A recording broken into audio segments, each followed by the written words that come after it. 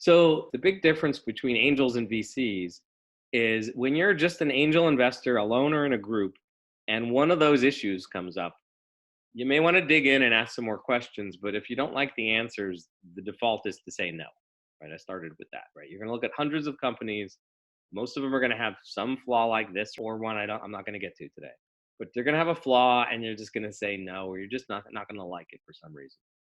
But as an accelerator, and not as the angel accelerator, but the startup accelerator, the question is, can we fix it?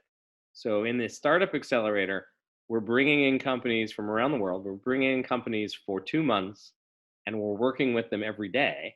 And we're working with them to make their companies better, to fix the problems they have. And so the question is, when you have one of those flaws or some other flaw, can you fix it? And if you can, well, then it might be a good investment. And so let's look at some of the things we can fix. When I teach entrepreneurship to business school students, or I teach it at the accelerator, I always start with the skills map. I discovered something like this with different topics in a technical field, and I copied it over and brought it over. So my theory, which seems to be holding true, I had this theory years and years ago. The theory is that entrepreneurs need to know how to do a lot of different things. Right? Entrepreneurs need to be generalists, not specialists. And so there's 7 big chunky topics that they have to be proficient at. And it doesn't necessarily have to be just them. If it's a team of 2 or a team of 3, this is a team of 3 diagram, then collectively the co-founders need to know how to do all these things. But often what you find is one strong founder and a small team that reporting up to the founder, in which case the founder needs to know how to do all of these things with some proficiency. And those things are how to put together a strategic plan. Right? How to put together a tactical plan as well, how to go get into the market, go make sales happen. They need to know something about design. At least they need to be able to recognize when a design is good and a design is bad. They need to know something about marketing. Marketing being awareness of the company. How do you build awareness that your company exists? Because as a startup, nobody knows. You need to know how to sell. All the revenue at scale for the company is going to come in from sales. You need to know how to sell. You need to know how to close customers. And if you don't know how to do that, you cannot hire a salesperson to do it for you, because you don't know how to hire the right salesperson. And you don't know when they fail at selling, whether it's their fault or the wrong product. So you need to learn how to sell as an entrepreneur. You need to know how to do the financials so you can track where the money is. You need to learn how to raise money in 99% of the cases. We are investors. They need to know how to talk to us. You need to know how to operate a company. And so what I find is most entrepreneurs look like these shapes. They're missing something. They're weak in one area. And so in the accelerator, we can teach them a skill. We can pull them out and make them rounder in 2 months, no matter which one of these skills it is. So example of what we mean by strategy, one of the tools we use is the business model canvas. And this is an example I pulled out of somebody's business that came through Fledge. We use this for a few different reasons. This one is just kind of documenting how everything works. My favorite use of the business model canvas is actually bigger strategic thinking, trying to find plan B. Because it turns out when you look at enough startups, plan A almost never works. There's almost no successful company that is still selling whatever they thought they were going to be selling at the beginning. Most everyone is working on plan B or plan C or plan D or plan E. So we use this tool to do some strategic thinking to try and find plan B before we need it. Second, going around that circle is marketing and branding. We see some companies with just some terrible logos, terrible messaging, terrible branding. And so that's easy to fix. That we have lots of experts that come in and help. And so here's 2 examples of just awful logos, original logos on the left, the logo they walked out of Fledge with on the right. And then I didn't show you the messaging that we do as well. And so these are 2 examples where the real flaw was just the look and the feel, but sometimes it's the name as well. So Biogen doesn't sound too bad, except there's a big public company with that name. And so we rebranded it Zijani. This is an African company. And so Kijani means green in Swahili. Zijani is just our plan, Kijani. And there was another one, they called themselves Low Tech Rwanda. And the founder never realized, English is his first language, but he never put high tech and low tech together. And as we went out to try and find funding, the investors all chuckled when they heard the name. Most investors want high-tech companies. They don't want to invest in low-tech Rwanda. So we found a new name for that company.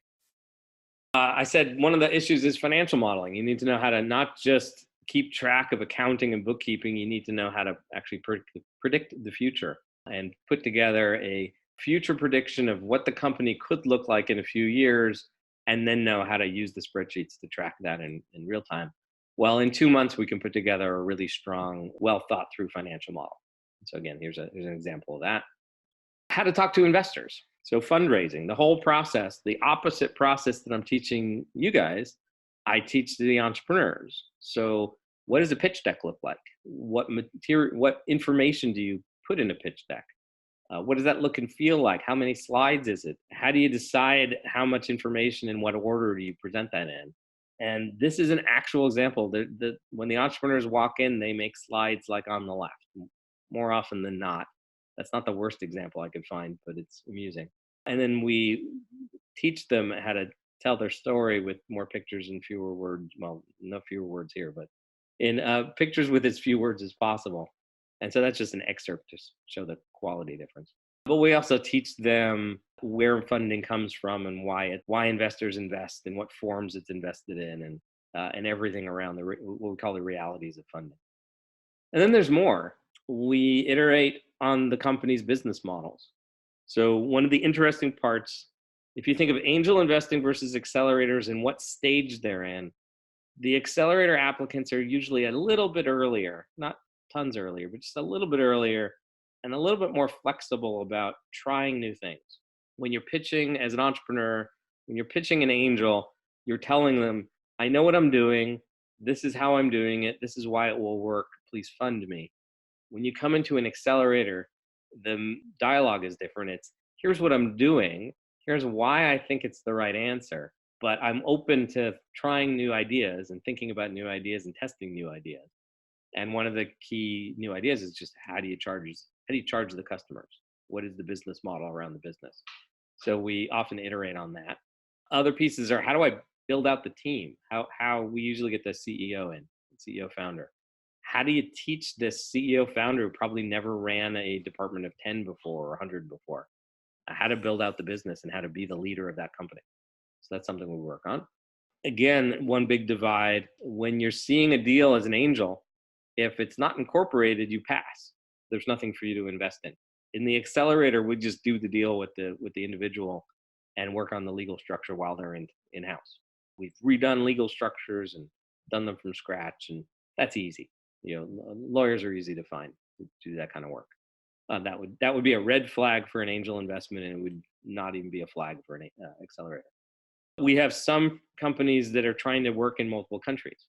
Well, it turns out there's no exceptions for being small when you're multinational. So whatever Coca-Cola has to do to be multinational and Apple has to do to be multinational, the little startup has to do the same amount of work to be multinational. And that's tricky. And so we can help companies figure that all out. And then one of the common ones that we see is as these companies are trying to figure out their strategic scaling pattern, the question comes up, should you franchise the business? Should you license the business? Should you do the corporate model where you own every little piece of it? We take a few weeks to try and figure that out as well. But not everything is fixable.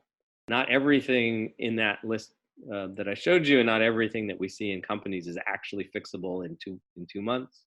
Sometimes it's just, we don't think that entrepreneur is open to being fixed. Sometimes they get a little bit stubborn. We find that out in our interview process. But sometimes they just need more work than 2 months would possibly be able to fix, in which case we pass as an accelerator.